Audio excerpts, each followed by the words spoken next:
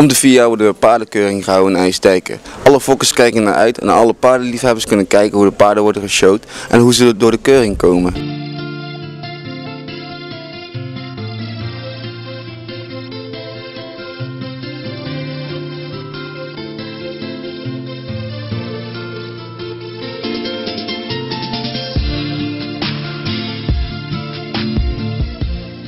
Hoeveel paarden zijn er vandaag?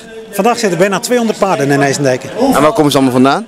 Ze komen wel uit heel Nederland en heel België. Dus echt vanuit het Waalstalige gedeelte van België tot aan de kop van Nederland, Groningen, Friesland komen ze vandaan. En hoe verloopt de dag van vandaag? Het verloopt als volgt. We zijn begonnen met de merrieveulens, dan de hengstveulens. En nu worden de merries steeds ouder gekeurd. Dan komen de hengsten aan bod.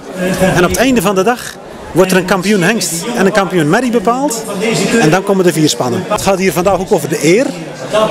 Want degene die hier wint in IJsdijken, die heeft een prachtige eer verdiend. En het gaat er ook over dat tussen de fokkers bekend is van oké, daar zit de beste hengst.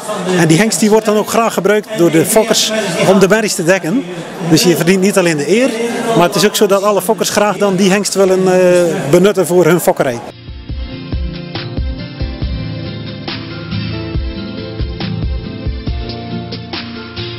Mijn naam is Gerard Kruders. Ik ben een van de 10 juryleden vandaag hier op de keuring hier, de internationale keuring hier in IJsdijken.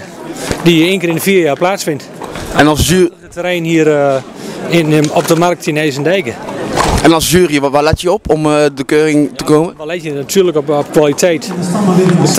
Een trekpaard is van nature het Belgische trekpaard, maar vooral vanuit het verleden hier in Zeeland natuurlijk veel gebruikt in de landbouw. Een trekpaard moet robuust zijn, moet uitstraling hebben, maar moet vooral kracht uitstralen. En met name een merrie moet vrouwelijk zijn en een hengst moet een mannelijke uitstraling hebben. Ja.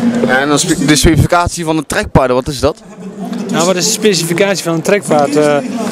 Vroeger werden ze natuurlijk gebruikt puur voor in de landbouw, maar nu is het toch meer een showpaard geworden. Hij moet adel uitstralen, ze moet goed gebouwd zijn, mooi in het type staan en met name extra goed en correct in beweging. En u ziet dat heel veel publiek trekt, wat vindt u daarvan? Ja, dit is een van de mooiste keuringen die binnen deze trekpaardwereld plaatsvindt. Dit is gewoon een evenement waar iedere trekpaardliefhebber eens in de 4 jaar naar uitkijkt. Wat kost het qua tijd om de paard te onderhouden? Dat is verschillend natuurlijk. In de winter veel meer tijd dan in de zomer. In de winter moet je natuurlijk verschillende keren gaan voeren, uitmesten, borstelen. In de zomer heb je eigenlijk alleen maar te controleren, lopen ze in de wei en dan controleer je iedere dag je paard of die gezond is, of de drinkersbak loopt en of hij al een hoefsmid nodig heeft of dat soort dingen. Maar wat vind jij zelf belangrijk aan een paard? Dat hij gezond is, een goede constitutie, daarmee kan werken. Dat hij lang meegaat. Heel belangrijk.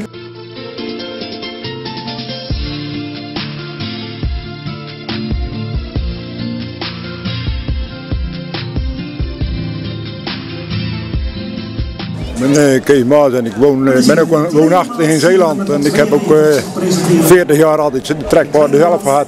Sinds 3 jaar heb ik ze opgeruimd omdat ik eigenlijk beu was. En mijn hart gaat er nog wel naar uit, maar mijn leeftijd gaat meespelen en ik heb geen opvolger. Dus ik ben er eigenlijk mee gestopt met het trekpaard gebeuren.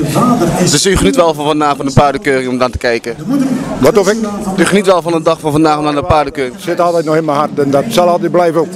Als er keuringen zijn, dan ga ik toch meestal naartoe. Niet zo vaak meer als vroeger had zelf een deelnam, maar zeker dus die internationale keuring, dat is zeer interessant. En wat vind je zelf belangrijk om de paard door de keuring te laten komen? Het beenwerk sowieso.